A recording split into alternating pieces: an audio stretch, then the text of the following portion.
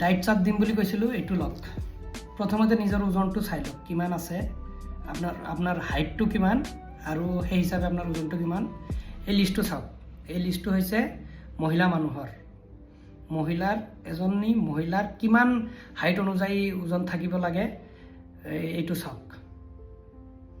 চাইছে? ইয়াতকৈ যদি বেছি আছে তেনেহ'লে আপুনি কমাব লাগিব।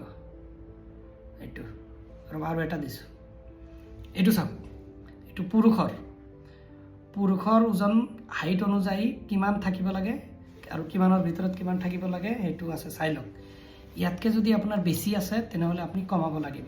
এক মাহত যদি আপুনি ডায়েটটো ফুল পালন কৰে তেনেহ'লে হয়তো 8 কেজিলৈ ওজন কমিব। মোৰতো 14 কেজি কমিছিল। 1 নম্বৰ কথাটো হ'ল আপুনি প্ৰথমতে এভয়েড কি কৰিব লাগিব। প্ৰথমতে এভয়েড কৰিব লাগিব চুগাৰ, চেনি, মিঠা বুলি কোৱাৰ লগে লগে আৰু মিঠাবিলাক মানে বাহিৰত বনোৱা মিঠা, ফ্ৰুইটছত যিবোৰ মিঠা আছে, ফল মূলত যিবোৰ মিঠা আছে সেইবোৰ নহয়। চেনি, গুড়, তাৰপিছত গোল্লা, এইবোৰ মানে বাহিৰা বস্তু একমাহ এভয়েড কৰক। ইফতাৰৰ সময়ত আপোনালোকে খাব ফ্ৰুইটছ। ইফতাৰৰ সময়ত এগিলাচ পানী খাব প্ৰথমত, খাই কেনে খাব এই খেজুৰটো খাব। 3টামান খেজুৰ খাই দিব কমপক্ষে।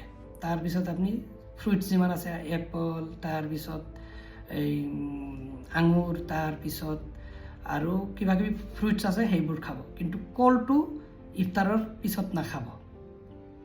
তাৰপিছত আপোনালোকে এইখিনিলৈ ইফতাৰ কৰিলে, পানী চানী খালে, খাই কেনে আপুনি নামাজ যদি পঢ়িলে, তাৰপিছত আহিল দ্বিতীয় কামটো আহিল, যেতিয়া আপুনি ৰাতিৰ আহাৰ গ্ৰহণ কৰিব। ৰাতিৰ আহাৰ গ্ৰহণ কৰা মানে ইফতাৰ কৰাৰ পৰা ৰাতিৰ আহাৰলৈ আপুনি 1 লিটাৰ পানী খাব। যেনে তেনে খাবই। খোৱা হ'ল, হোৱাৰ পিছত ৰাতিৰ আহাৰ গ্ৰহণ কৰাৰ মানে আগত 20 মিনিটমান আগত আপোনালোকে যদি আপোনাৰ ফেটি লিভাৰ আছে তেনেহ'লে ব্লেক কফি খাব 1 কাপ, মানে ডাঙৰ কাপত, এনেকুৱা ডাঙৰ কাপত ব্লেক কফি খাব 1 কাপ। আৰু যদি ফেটি লিভাৰ নাই, নিজৰ হেল্ডি ওজন কমাবলৈ আছে তেন্তে আপোনালোকে ব্লেক টি। এটা কথা মনত ৰাখিব, চুগাৰ এভয়েড কৰিব লাগিব। খোৱাৰ পিছত 10 মিনিটমান পিছত এগিলাচমান পানী খাই দিব। খাই কেনে তেতিয়া আপোনালোকে ৰাতিৰ আহাৰ অলপ গ্ৰহণ কৰিব। আৰু ৰাতিৰ আহাৰটো হ'ল কি জানে? চানা, বুট, সেইবোৰ সিজাই ল'ব আগতে। সিজাই লৈ পিঁয়াজ কাটি দিব, অলপ